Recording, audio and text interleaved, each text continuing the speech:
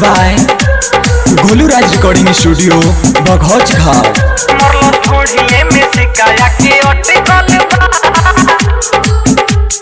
Music by DJ Umesh Shukipur Bazar. Music by DJ Umesh Shukipur Bazar. आईनी हो नाच लगन में डाल दिल बाटे गजन में, डाल दिल बाटे गजन में। ए सखी आईनी हो नाच लगन में डाल दिल बाटे गजन में। ना जाने कहवा मनवा हमार भटकल बा। ए सखी अरे काहे तोहर मुंह लटकल बा हो, का बताइए सखी देखो ना। हई चौड़ा के भेजा लगे सटकल बा, मोरलस ढोढ़िए में सिकाया के अटकल बा। हई चौड़ा के भेजा लगे सटकल बा, मोरलस ढोढ़िए में सिकाया के अटकल बा। मोरलस ढोढ़िए में सिकाया के अटकल बा।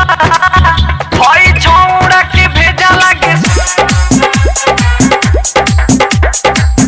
मोरलस ढोढ़िए में सिकाया के अटकल बा। मोरलस ढोढ़िए में सिकाया के अटकल बा। डीजे उमेश शुकीपुर बाजार। मोरलस ढोढ़िए में सिकाया के अटकल बा।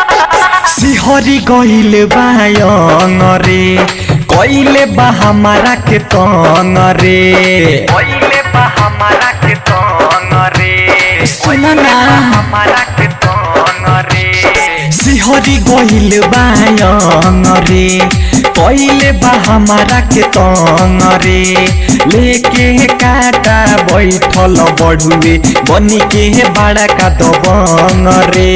देखाई के हमारा के नोट रे, काटले हुए मोरा होठ रे। तब से जो बन है दोनों सखी लटकल बा। अरे का बताइए सखी हई लड़कवा बड़ा गोजन कइले बा, सिक्का चलावता। हई चौड़ा के भेजा लगे सटकल बा, मोरलस ढोढ़िए में सिकाया के अटकल बा। हई चौड़ा के भेजा लगे सटकल बा, मोरलस ढोढ़िए में सिकाया के अटकल बा। सटकल बा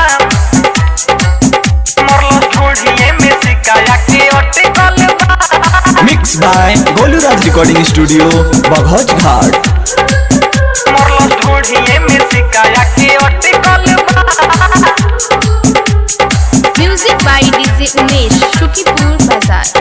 music by DJ Umesh Shukipur Bazar. Manish मस्ताना पड़िया गराज गइल बाणे मोरा पीछा लाग, गइल बाणे मोरा पीछा लाग। अरे बड़ा परेशान करता हो।